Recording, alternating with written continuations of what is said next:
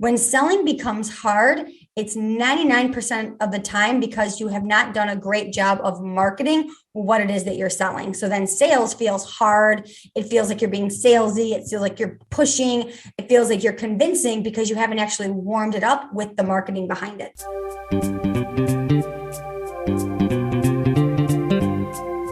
Hello and welcome to the Innovative Mindset Podcast. I'm your host, Isolde Trachtenberg. On the show, I interview peak-performing innovators in the creative, social impact, and earth conservation spaces. I also bring you ideas and techniques that you can grab and use to set goals, create, and unlock your potential for changing yourself and the world. And now let's get to the show.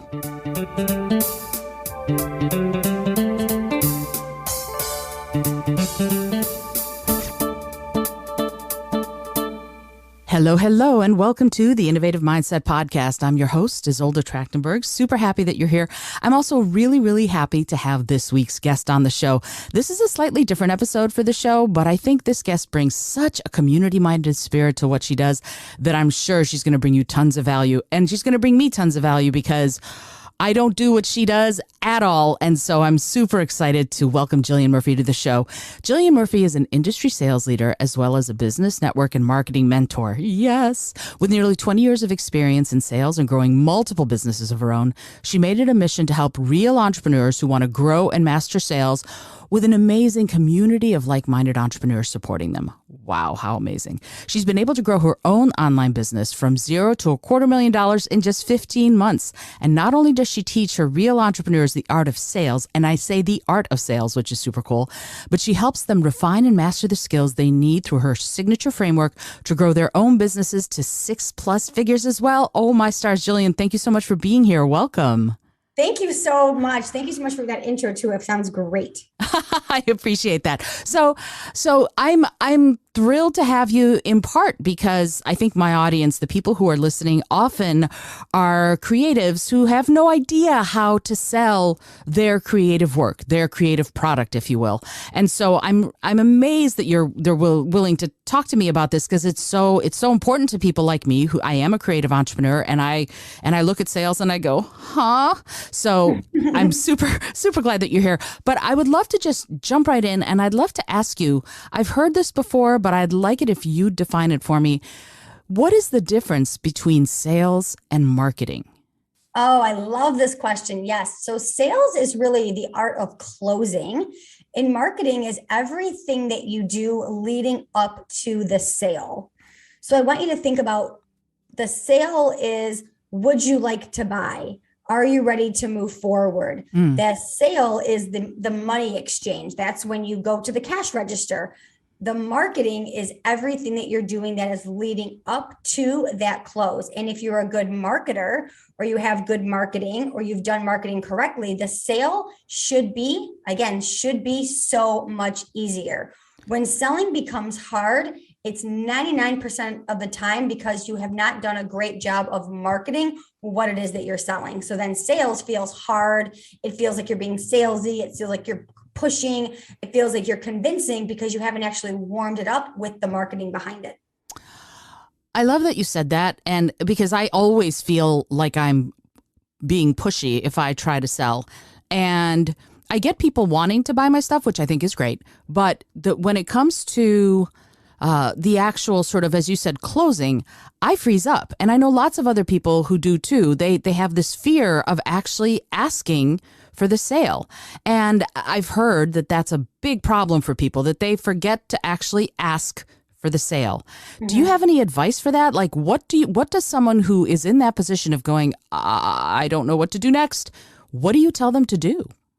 Yes. So the majority of people don't like asking for the sale because it's uncomfortable and it's awkward. And for the most part, most people have been sold to in a way that didn't feel good to them. Maybe they were buying shoes at Nordstrom's, or they were buying a car, or, they were somewhere that somebody was pushing sales on them. So they got an icky feeling around sales. Mm-hmm. So I always say, when it comes to asking for the sale, how do you like to be sold to? And then try to reciprocate that back in the way that you do it. Also, if you are uncomfortable asking for the sale, try to remember, are you sold on what it is that you're selling? So if you are super confident in your products, your services, what you're launching as a creative, what it is that you have. If you're confident in it, you should be very confident asking for it. So a lot of times, if you're not confident in yourself yet, in your products, that's where you're not confident asking for it. So like for me, for an example, as a service provider, I'm beyond confident in my services. So it doesn't matter to me if it's $300 that I'm asking for, $3,000, $30,000, $300,000. I'm confident in my services. But if I was trying to sell something that I was not confident in, maybe it was, a different type of product, or I was a car salesman or something else, I would then not feel comfortable asking for the close because I'm not confident on that product. So you have to be your first sale if you are going to try to sell your products to somebody else. Well, I just found my little snippet that's going to go right at the very front of the episode. You have to be no, seriously, that's brilliant. You have to be you have to sell to yourself first. I love that. You have to be your first sale. Yeah, I love that. I think that's so you've just blown my mind in the first 5 minutes of this chat. So, okay, so you have to be your first sale, which I think is great. And yet, I'm going to delve into the psychology a little bit of if that's okay with you. There are people out there. Oh, thank you. Good. There are people out there who go, oh, yeah, I know. I'm supposed to sell, and I'm supposed to be my first sale. I'm supposed to be confident, and it's not that I'm not confident in the product. It's that I'm not confident in myself. Mm-hmm. Right. So when you're doing sales, I imagine that must come through somehow. Like if you're trying to sell and it's not that you're not confident in the product, you love the product, you're really happy with it, but you're kind of doing this, but what about me? What if I'm not up for it? What if I'm not good enough? What are your thoughts on that? Yeah. So most people take a no in sales so personal. So that's really the psychology of sales is they're thinking, well, what if somebody says no? Or what if, I follow up and they're going to judge me, or I put it out on social media, or I ask for the sale. And you really have to remember that you're going to get no's. People are absolutely going to tell you no. I mean, I've been selling for 22 years and, I'm a high ticket closer and people tell me no all the time. You have to remember that your worth is not attached to anybody buying your programs. You're buying your services, buying whatever it is that you have, or even saying yes if you're selling a product or you're a creative or whatever it is that you have, it's not attached to your worth. And if you can be detached from the outcome and just remember that it has nothing to do with you. And it's almost like, again, it's almost like a game. Like for every no that you get, know that you're also going to get a yes, and knowing that your worth is just not attached to that. Because when it comes to sales, it is definitely a mindset thing. And so again, if you can just really tap into that mindset around sales and know that it has nothing to do with you personally, again, most people buy for their own reasons. And I'll tell you, most people say no to products, services, whatever it is because they don't trust themselves in what it is that they're going to buy. So it really has nothing to do with the person who's trying to sell it on the other end. I'm taking all of this in for a second. Wow. Okay. So this is different. This is different than I'm used to. than I'm used to hear from salespeople. Honestly, you sound like you're a reincarnation of Zig Ziglar, actually. So, which I think is it's a great compliment. So I want to think about like going to like the gym, right? So there's a lot of people on here that probably go to the gym or work out. So the person that goes to the gym and is buying a gym membership, the person that's selling a gym membership, the person on the other end that is saying no is not basing the no on the person selling the gym membership. They're actually saying no because they don't trust themselves that they're going to show up. They don't trust themselves that they're going to actually go to the gym. They don't trust themselves that they're actually going to do the work. So it actually has nothing to do with the person on the other end of the desk that's trying to sell it. It's actually more on them that they're going to do the work. So the majority of no's in sales has a lot more to do with the person buying than it actually has to do with the person trying to close. That's so interesting. And I know that people say, get to 100 no's, just keep going. And I guess separating yourself is from that no and not taking it personally is really important. And Yet that's a time investment, right? If you're going to keep going and you're going to do that, it's a big, huge time investment for you and an energy investment to get to that 100 no's, to keep going, to keep going, to keep going. What thoughts do you have about the support someone who's an entrepreneur like that, creative or otherwise, might need in order to sort of stay the course? Yeah. So I don't actually have a huge belief on like, hey, let's see how many no's we can get. I'm more in the belief system of let's put you in front of the right people that Ooh, need okay. that need your products, programs, and services, right? So like I work with a lot of network marketers, for an example. Mm-hmm. I don't believe in, hey, let's DM or message every single person you went to high school with and message 100 people so that one person says yes. No, I believe in let's put you in front of the right people. Let's get your messaging right. Let's go back to the marketing. Let's get your marketing right so that you don't have to get in front of 100 people to say no. Let's get you in front of 10 people that are going to actually say yes. Because again, psychology and mindset and confidence is going to get destroyed if you're getting told no all day long. It's kind of like, people hand them a phone book and they're like, go through the phone book and get told no 100 times and one person's going to tell you yes. Well, how about we flip the script and put you in front of the right people that are actually going to tell you yes? Because again, it's going to destroy somebody's mindset, their confidence, and all of those things. Get your products in front of the right people, get your marketing right, get your messaging right, and get that right first. Okay. So having heard what you just said, and I love that, how do you find out who the right people are? If you're selling or marketing or whatever those steps are, and I hope that you will delineate them for me in a minute, how do you find out who those right people are? So one, if you're a service provider, if you're a creative, if you're an online coach, if you're an entrepreneur, market research is going to be your best friend. Okay. So polling your audience, asking people, do you want this? The number one thing that people come to me for is I can't sell my stuff. I can't sell it. I can't sell whether it's a course, whether it's a soap, whether it's a pair of leggings, whatever it is. I work with people in every aspect of their businesses. And the number one thing that I always say is, do you even know if your audience wants this? We so often create things because we think that our audience wants it. And one of the things that I know to be true is don't create anything until we know that there's a need for it. Go out, ask your friends, ask your family, ask on Facebook, ask, your community, ask your network, ask on Instagram, do polls, search the internet, see if there's a need first before you put something out into the market and then it falls flat.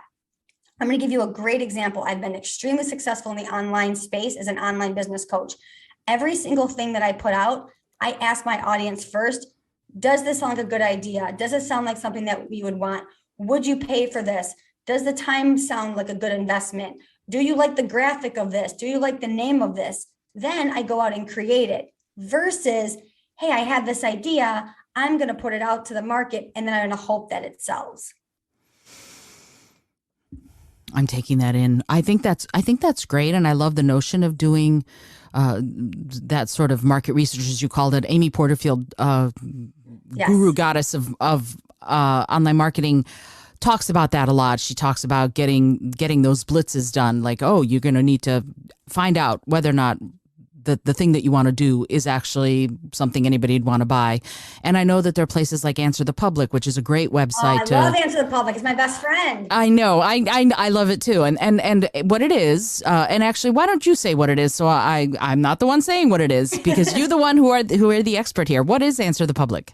Answer the Public is just it's a free website, really. I mean, I know there's a paid version. I don't use the paid version, and you can literally go on it and you can ask the public what they're looking for. So, you can type in gut health and see what the public is looking for. You can put in magic, you can put in fitness, you can put in sales coaching, you can put in chocolate, you can put in sex, you can put in masculine energy. You can literally put in anything. And what it does is it derives information back to what the public is searching for, what they're looking for. So then that becomes, great market research. It becomes a great place that you can create content out of.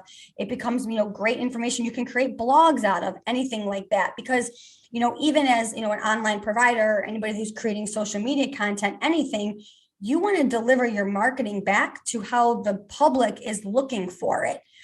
So for an example, as a sales coach, if someone is asking online, how do I sell without being salesy? Everything that I put out, if I'm trying to sell, is let me teach you how to sell without being salesy. Let me teach you the secrets of how to sell without being salesy.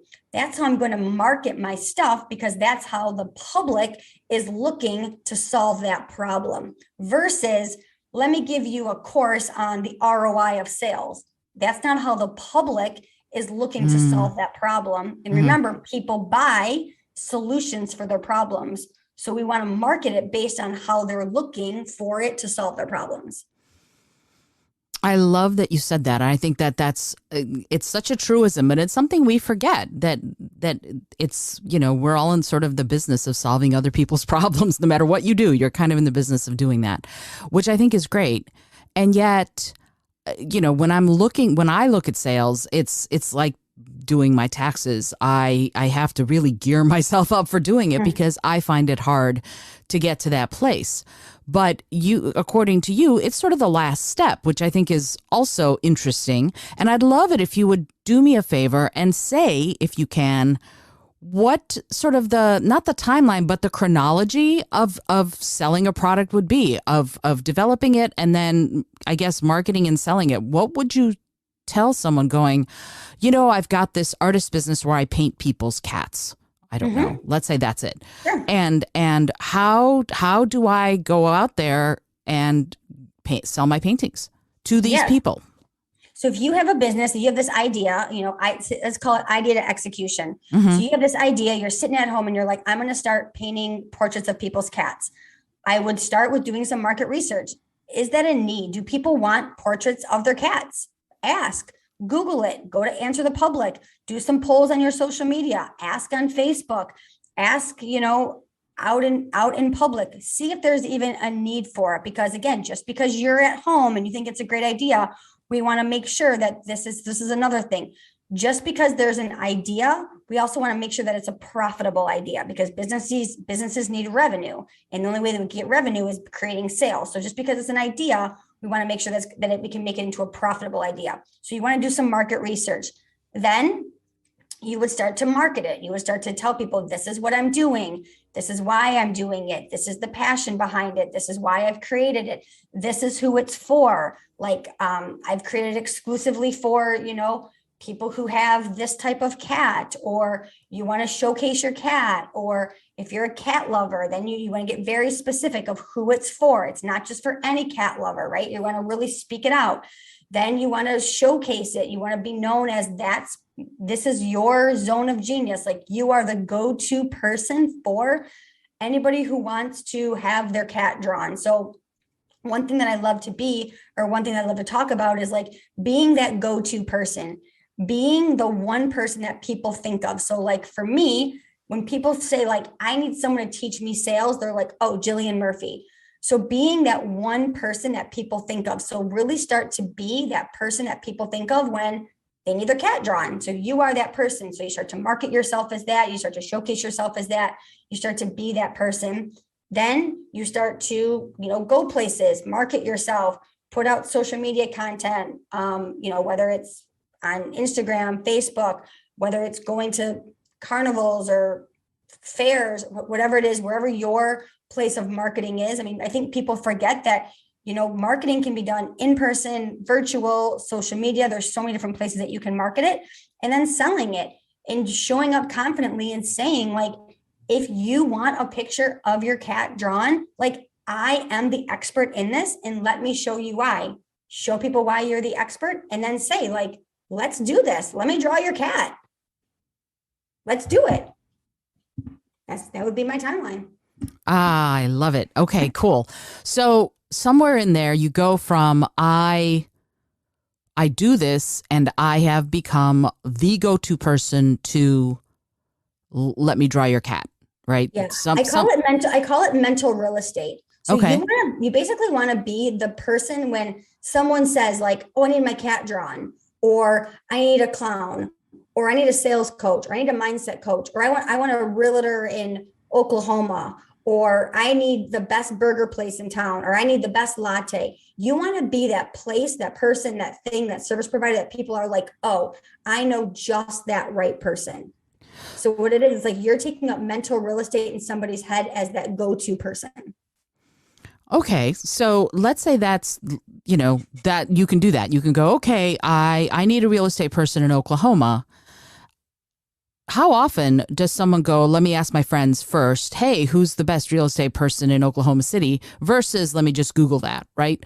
Because Google is no longer just a search engine. People pay for ads and they pay for being on the first page and all this other stuff.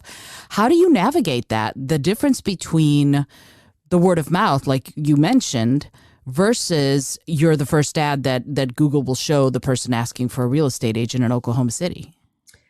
Yeah. So personally, I think that you can build a phenomenal business on word of mouth and via social media without even having a website, without even being on Google. So I'll be very honest with you. That's great. I don't have a website. I'm not on Google. I don't have a sales page. I have built my entire business, and you shared my numbers at the beginning of this episode. You can't even find me on a website. I don't have a sales page. I don't have anything.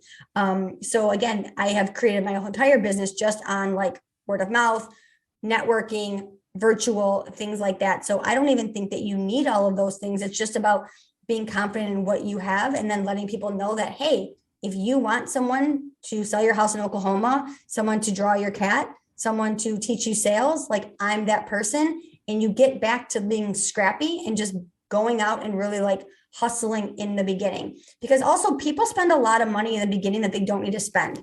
You don't always need a website. You don't need to run ads. You don't need to put your stuff up on Google. You just need to go out and tell people like, I'm the expert and I'm the person that can draw your cat, help you with sales, do mindset, be the magician, do all these things.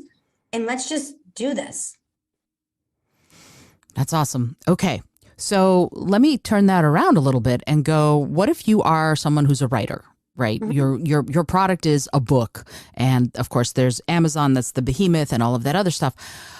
What would you say to someone? I am the best mystery novelist on the planet. I am the person who you want to buy the book from. I mean, it's a little different psychology there because you're trying to get to people who might want to read a mystery or a romance or whatever, to tell them that they're going to really love this. And how do you know if they're going to really love this?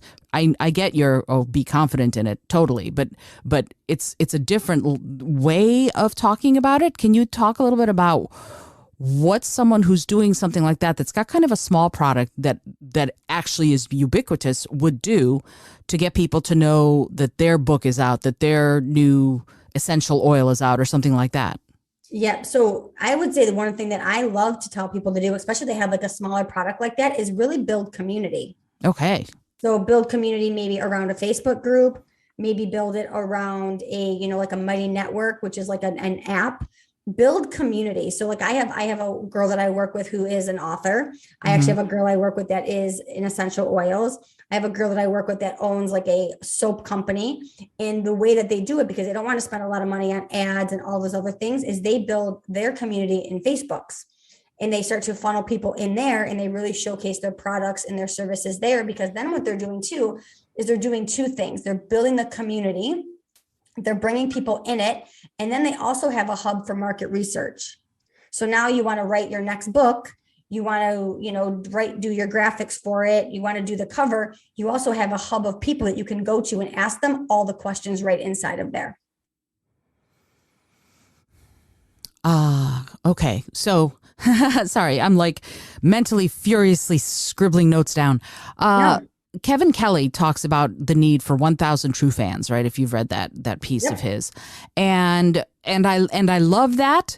And I know most creative entrepreneurs that I know aren't anywhere near 1,000, right? There may be 100, 200, maybe even 300 or 400, and growing that list, growing the people who are interested in what they're doing is arduous. They don't know what to do. So I imagine that's marketing, not sales.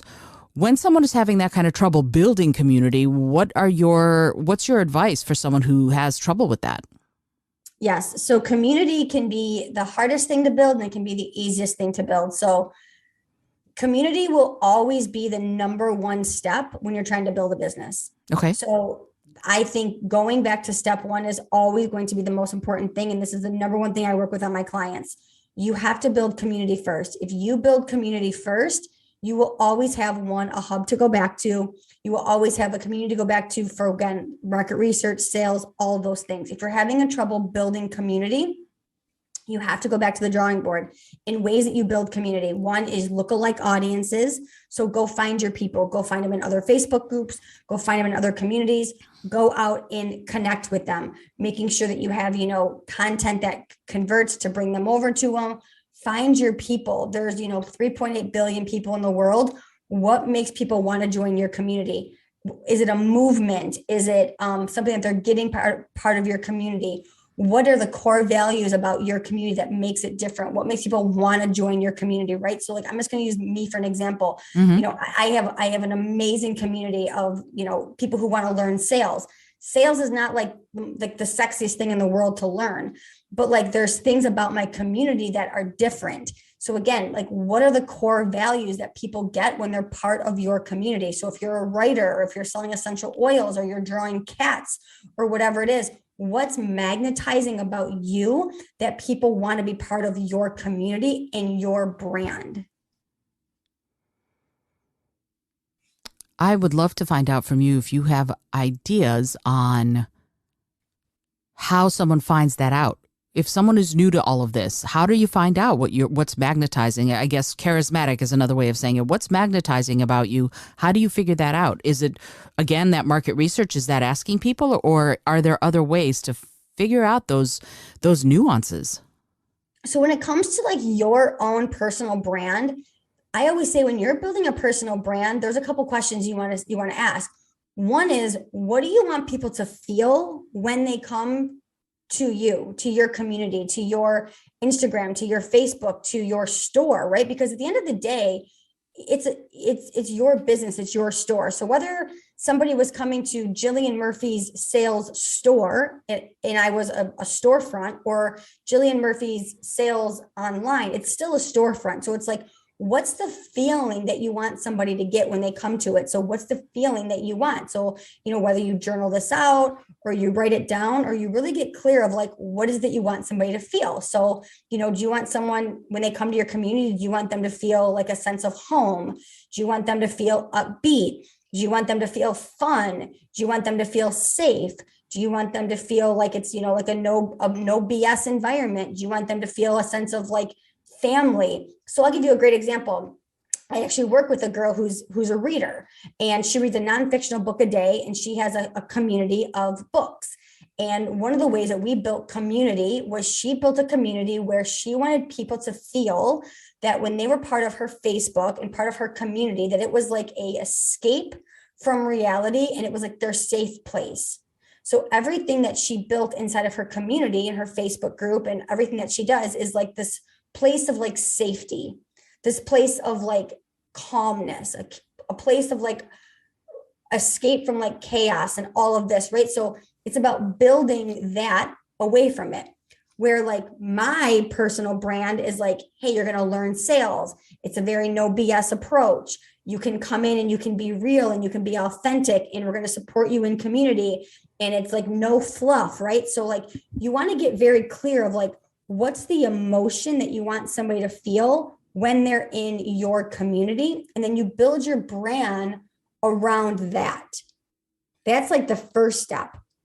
And then again, who are you at the core? Because who you are at the core is most likely who you will attract in.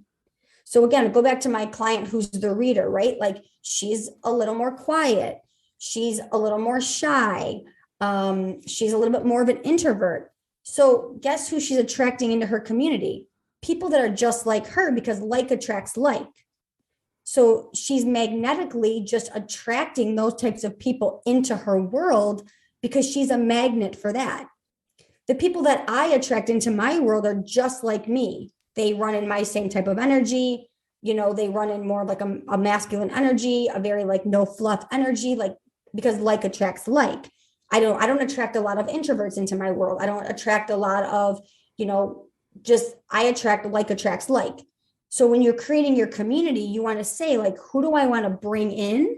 And then you want to show up as that, because that's who you're going to bring in as your own brand.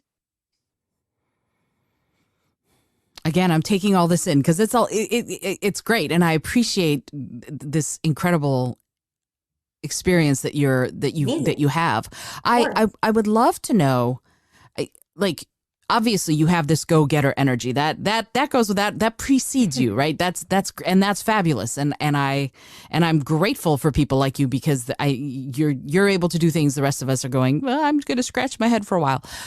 But you grew your online business from nothing to $250,000 in a little Mhm. over a year, and which I find amazing. And I'd love it if you would talk a little bit about how you were able to do that. What did you do to go from 0 to 60 in 0.2 seconds? Yeah. So I would say that the three biggest things that I did was I went all in from day one. So there is a saying that I have that I've used. So I was in corporate for 22 years. So I managed, tons of salespeople, tons of people. And there are two types of people in this world. There's doers and there's talkers. And people either say they're going to do things, which are the talkers, or the people who are going to do things and they actually do it. So I am a doer. So if I say I'm going to start an online business, I'm going to lose the weight, I'm going to, go for the hike, whatever it is, like I'm going to do it. So from day one, I set the goal and I did it. So again, there's a lot of people who say like, oh, I'm going to start the business. I'm going to start the cat painting business. I'm going to become the realtor, and they just never do it. And again, there's nothing wrong with either types of people. There's just different personalities. So Mm-hmm. one of the things that has made me successful is because of one, I have a very doer personality. Second thing that I did was I invested in myself, in my business from day one. So I linked arms with people who were light years ahead of me, who had businesses that I wanted, lifestyles that I had, that I dreamed of, that I wanted. And I invested in them because I wanted to collapse time. Because what I know to be true is that money is a renewable resource, but time is not. Mm. So if I wanted to get somewhere, I wanted to hire someone that could get me there quicker because I could figure it out on my own. I could read the books, I could take the courses, I could Google it, I could answer the public, I could do all the things, or I could hire someone that had just built a business or had been in business that could get me there quicker. So I decided I was going to do it, number one, and I hired the help. And then number three was I was massively consistent. So from day one to now today, 22 months later, I've been massively consistent growing my business. So again, I had that doer attitude. So it wasn't like, oh, I'm going to show up for a couple weeks, then I'm going to take a break. I'm going to kind of show up and I'm going to kind of take a break. I've consistently built my business from day one. And that's why I've had the success that I've had. What does that last one mean? Because I love what you said, and I think it's great. Massively consistent. Does that mean in nurturing your community? Does that mean in doing social media posting? Does that mean in looking for referrals? What does it mean to be massively consistent while you're scaling from 0 to multiple six figures? It means all of those, what Okay. you just said. Yeah. So this is, I actually I just did an Instagram rant on this yesterday. I love I it. did. I did a very big rant on this because this is what I see so often. People want these like dream businesses, right? Everybody wants to leave the 9 to 5, leave the trading time for money, all of these things.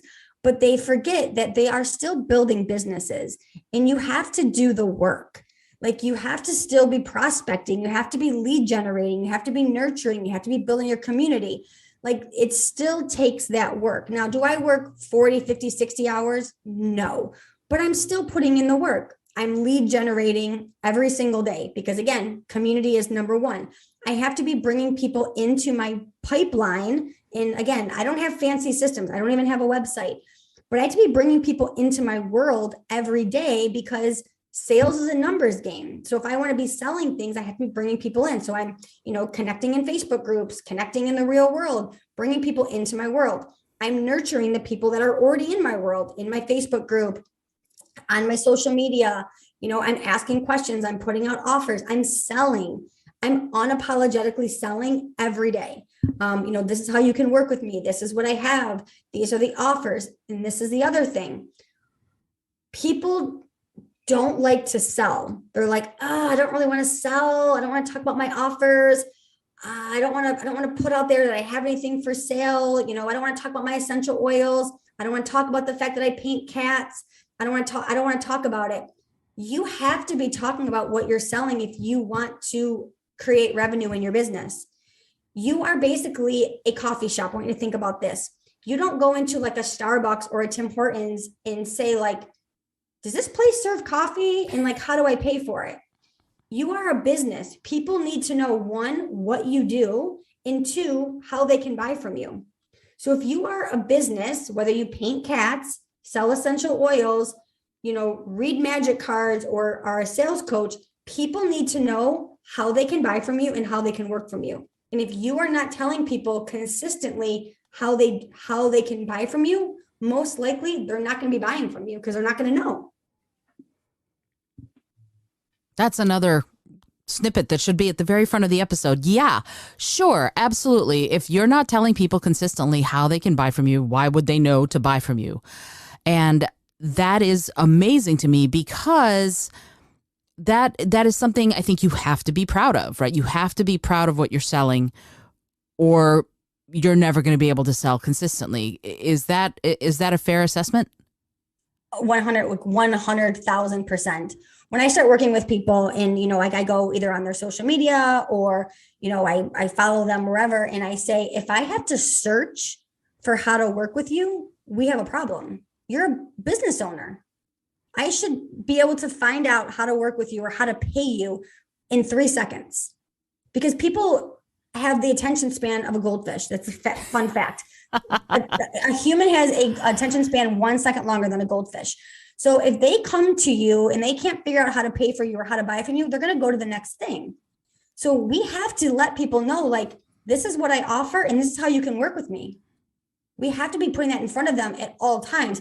And you don't have to be doing it in like an obnoxious, salesy, convincing, gross way, but it needs to be out there all the time so that people know. I love that. No obnoxious or salesy, but it needs to be out there. And if somebody wants to find you, somebody wants to work with you, I imagine that means that they could just go to your Instagram and that information would be there, right? You've set it up so that it's very easy to find how to work with you, correct? Yes. And it's funny because I said I don't have a web page, but I'm in my Instagram stories every day. And I will say, like, let's jump on a call. I'd love to connect with you if you're curious about how to grow your sales. And it's not even in a way that's, I say, hey, do you want coaching or do you want to buy from me? Or let me tell you about my course. I do a very laid back sales approach. And it might say something like, hey, I just got off a call with a one-on-one client and she had great success. If you're ready to grow your sales, let's chat. Or, hey, I just got off a podcast today and we talked about sales growth. If you're ready to move the needle in your business, I'd love to connect. Like it doesn't always have to be buy my stuff, but you need to be talking about how you help people with the problem if you want people to buy your stuff. Because again, people buy to move from pain to pleasure. People buy solutions all the time. I'm looking at the Starbucks cup I have in front of me right now. I bought a cup of coffee today to move from tired to energy. Like people buy solutions every day.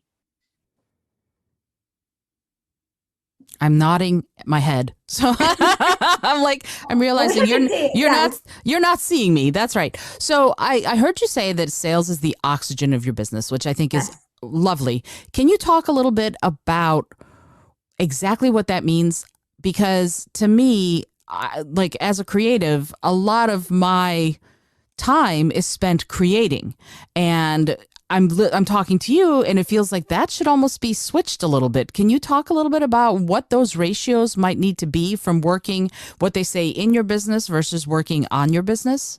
Yes, I love this conversation. I have this conversation all the time because I actually work with a ton of creatives who will say, I was journaling or I was creating or I was building or I was doing all these things. And those are all amazing things. We need all of those things for our businesses to grow. But you need to be doing income producing activities if you want your business to be generating revenue. Your business grows on income. A business stays open when it generates revenue, when there's money coming into it. That's why I say sales is the oxygen of your business. We pay our bills based on money. So we have to have money coming into our business. So that is why sales is truly the oxygen of any business. That's what keeps the lights on, the doors open, for us to be able to buy supplies, to keep our Zoom links on, all of those things. So I would say, making sure that we're doing the things that is going to allow us to be doing those creative things. So let's go back to the guy who, paints the cats.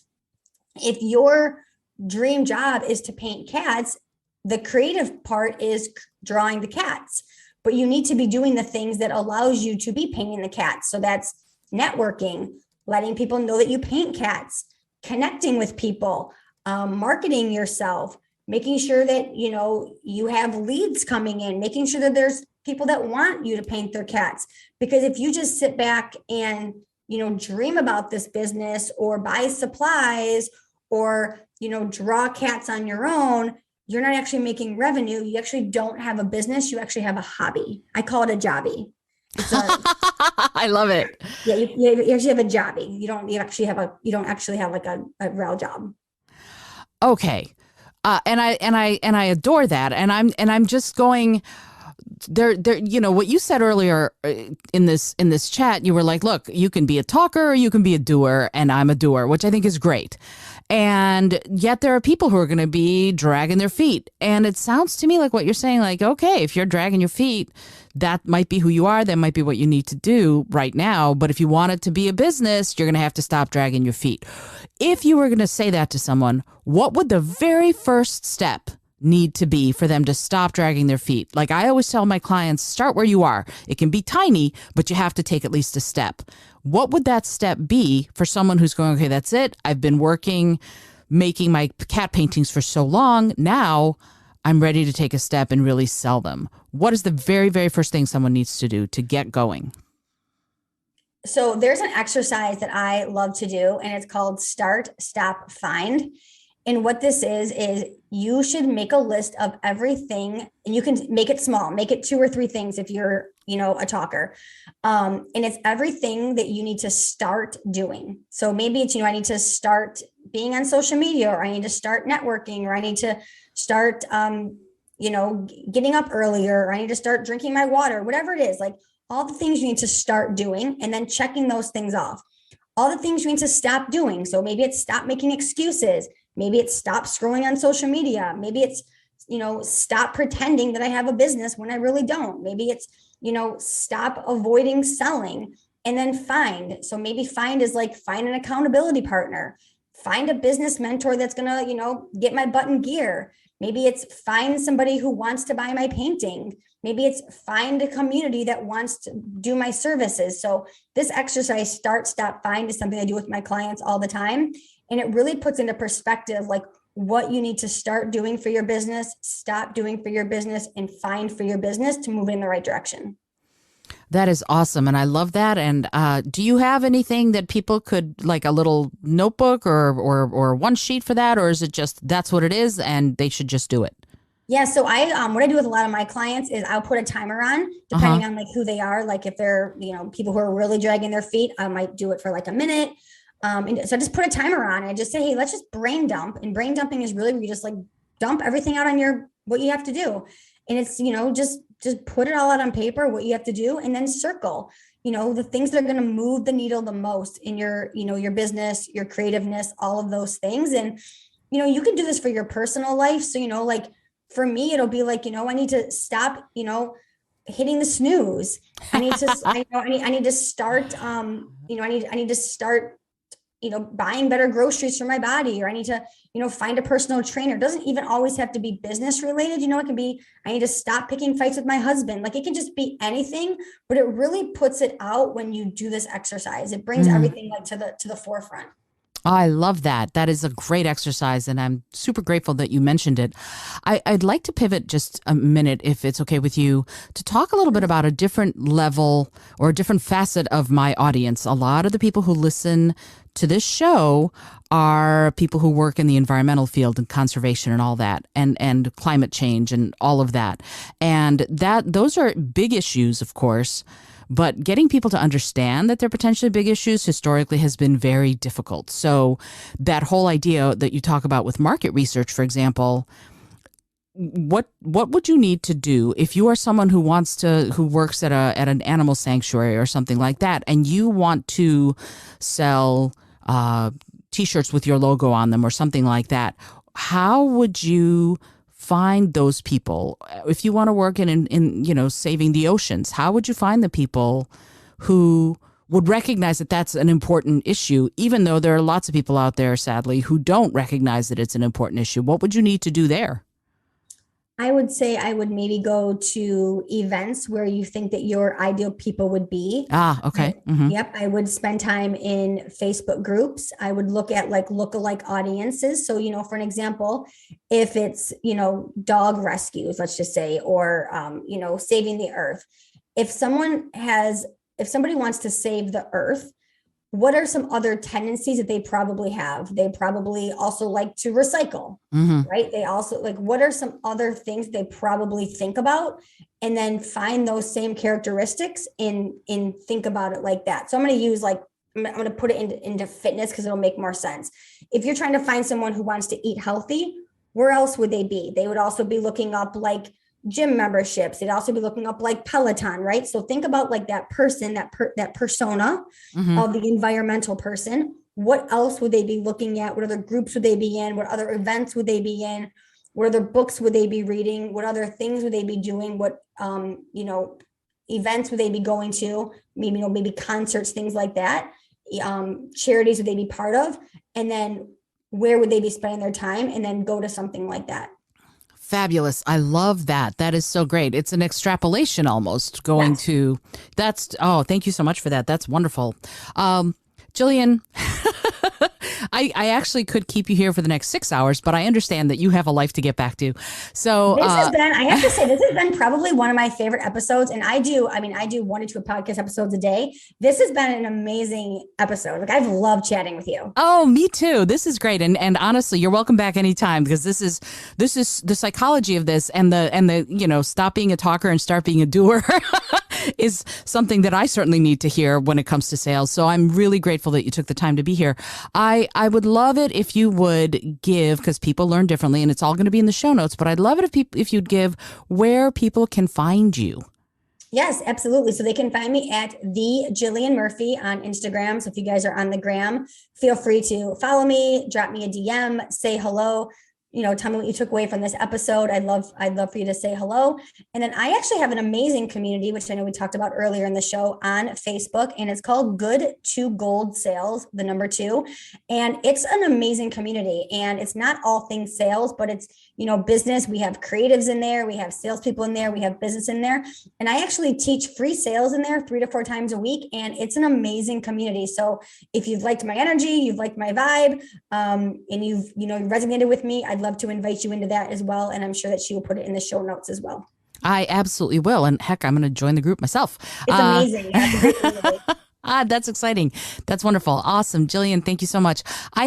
Before we leave this part of the episode and go to the bonus round, I have just one last question, if that's okay. Absolutely. It's a silly question, but I find that it can yield some profound answers. And here's the question. If you had an airplane that could skywrite anything for the whole world to see, what would you say? Oh, let me think about that. It would say, play bigger. I love it. I love it, love it, love it. And it's that, yes, you're so succinct. That's great. I love your energy. All right, cool. Jillian, thank you so much for being here. If you are listening to this and you need to get into Jillian's Facebook group, because wow, right? So if you're listening to this, go to the show notes, find her Facebook group, find her Instagram. Obviously, this amazing person brings such value. So yay. Thank you so much, Jillian, for being here. I am Isolde Trachtenberg for the Innovative Mindset Podcast. As always, reminding you can join the Coffee by the Water Club and get the bonus episode that you can only get there. And otherwise, I remind you to be bold, be creative, and most of all, be kind.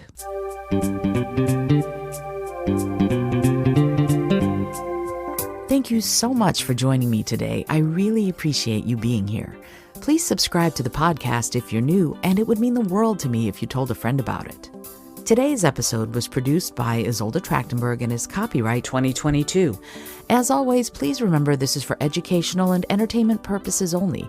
Past performance does not guarantee future results, although we can always hope. Until next time, remember to be bold, be creative, and most of all, be kind.